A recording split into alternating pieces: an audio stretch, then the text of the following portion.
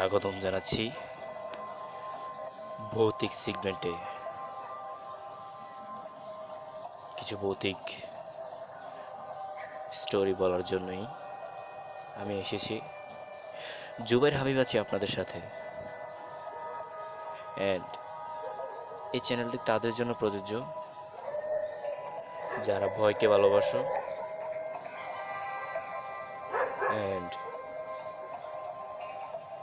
এই ঘটনাগুলো শোনার পর যদি কারো কোনো সমস্যা হয় সেটা আমরা দায়ী থাকবো না। তো আজকের ঘটনা শুরু করতে যাচ্ছি, আর শুরুতে জানিয়ে দিচ্ছি আমার চ্যানেলটিকে তোমরা সাবস্ক্রাইব করো যাতে পরের এপিসোডটা তোমরা সহজে পেয়ে যাও। তো চলো শ্রোতা, আজকের স্টোরি শুরু করা যাক। তো যার কাছ থেকে ঘটনাটা সংগ্রহ করা হয়েছে সে আমার এক প্রতিবেশী ছিল। তো আমার প্রতিবেশী ঢাকায় থাকতো।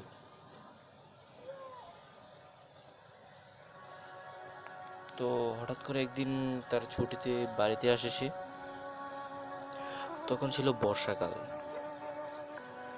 মাছ টাছ ধরতো মানুষ তখন। তারও একটা শখ ছিল যে মাছ ধরা। তো তার পাশের বাড়ির একজন তার ছোট ভাই ছিল, তার নাম ছিল,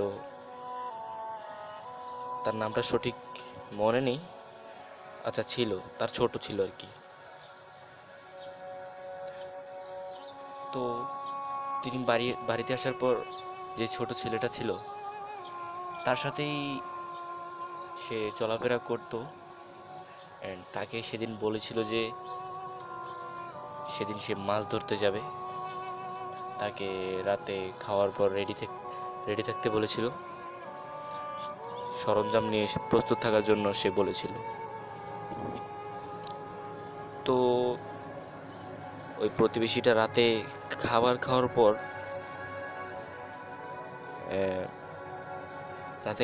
খাওয়ার পর যখন দরজা খুললো তখন দেখলো ওই যে ছেলেটা দাঁড়িয়ে আছে, আর সব হাতে একটা ব্যাগ, একটা টর্চ লাইট অ্যান্ড ইত্যাদি ইত্যাদি। তো সে বলল, কি রে, আমি তোকে না ডাক দিতি তুই এসে পড়লি কেন? বললো যে ভাই, আপনি এত দূর থেকে এসেছেন, আপনার সাথে তো একটু সময় দেওয়া দরকার। তো সে আর চারপাশ না ভেবে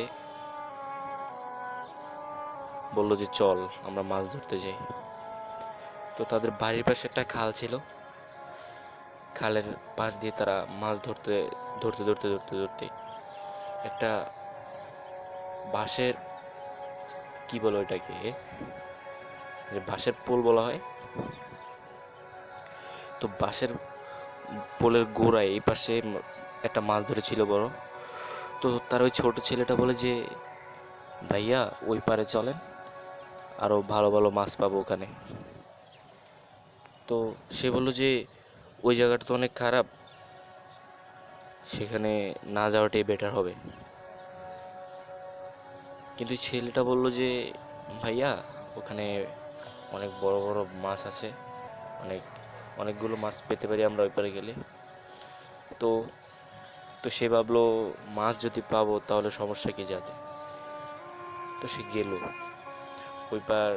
যাওয়ার পর আস্তে আস্তে মাছ ধরছে আর ব্যাগের মধ্যে রাখছে। ব্যাগটা তার হাতে ছিল, ওই ছেলেটার হাতে ছিল, ছোট ছেলেটার হাতে।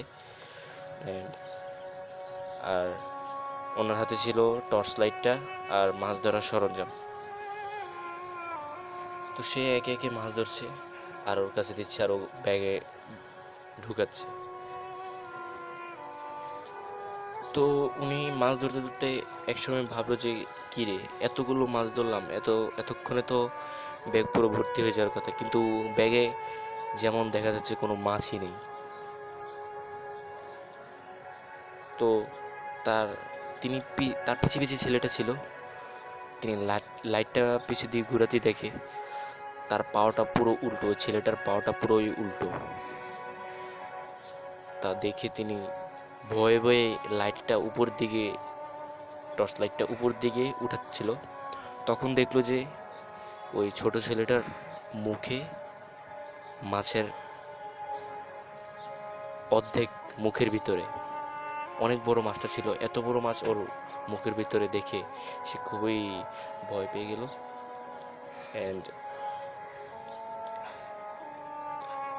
সে লাইট, মানে তার অবস্থা পুরোই খারাপ হয়ে গেছিল। ভয়ে সে পালাতে পারলো না, সেখানে সেন্সলেস হয়ে গেল। তো সকালে যারা নামাজ পড়তে আসে তাকে সেখানে পেয়েছিল, তখন তাকে উদ্ধার করে বাড়িতে নিয়ে আসা হয়।